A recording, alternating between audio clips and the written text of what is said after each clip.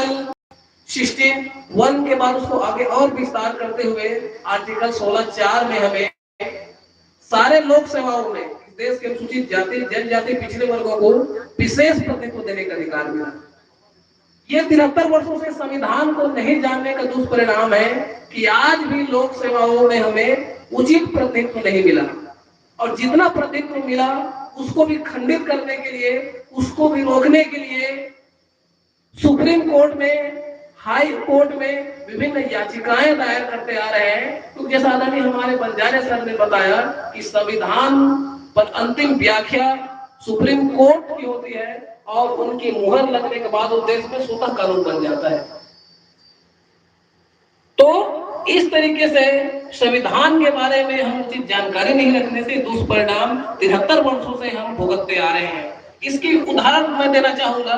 सबसे पहले जब आर्टिकल 15 में धर्म, मूल, वंश, जाति के आधार पर भेदभाव नहीं करने की बात कही गई थी, और आर्टिकल 29 के खंड क में आप देखेंगे उसमें किसी भी शासकीय सेवाओं में से जो पोषित संस्था है उसमें किसी भी तरीके से धर्म, मूल, वंश, जाति के आधार पर विभेद नहीं करने की बात कही गई है। यूं तो देखा जाए साथियों, भारत के संविधान में मूलभूत अधिकारों का जो कॉन्सेप्ट है वास्तव में असमानों को समान करने के लिए लाया गया था। यदि हम उसको विस्तृत व्याख्या देखें भारत के संविधान को, आर्टिकल 12 से 35 को अगर हम देखेंगे तो इस देश के जो दबे कुचले, शोषित, पीड़ित महिलाएं जो थी उनको समानता प्रदान करने के लिए मूलभूत अधिकार का कॉन्सेप्ट लाया था। लेकिन देखिए साथियों, भारत के संविधान को नहीं जानने का दुष्परिणाम है, और वो जो लोग काल्पनिक ग्रंथ को पढ़कर सुनाकर मूर्ख बनाते आए हैं, उन्होंने 1950 में संविधान को पढ़ लिया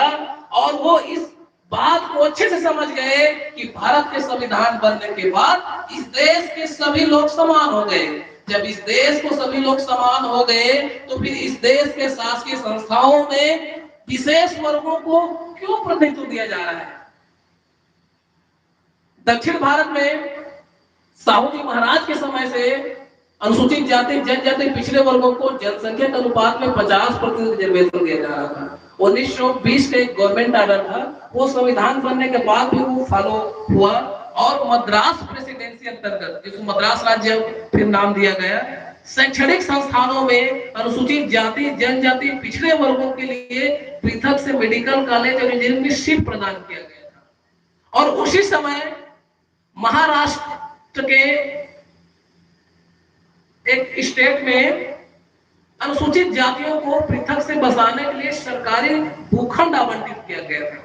तो इन दोनों मामलों को लेकर तो जिसको मैं असमानता के पक्षधर कहूंगा सीधा, जो हमारी समानता के जो विरोध में जो लोग हैं वे माननीय सुप्रीम कोर्ट में गए, और यहां पर फिर संविधान की व्याख्या शुरू हुई।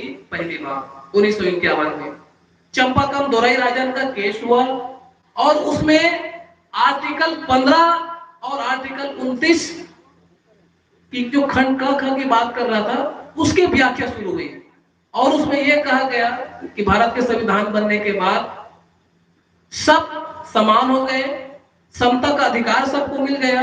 तो किसी शैक्षणिक संस्थाओं में जो शासन द्वारा पोषित है किसी विशेष वर्गों को प्रतिनिधित्व देना, ये तो समानता का अधिकार का उल्लंघन है, आर्टिकल 29 खंड का उल्लंघन है। तो इस तरीके से अनुसूचित जाति, जनजाति वर्गों को विशेष प्रतिनिधित्व देना अनकॉन्स्टिट्यूशनल है।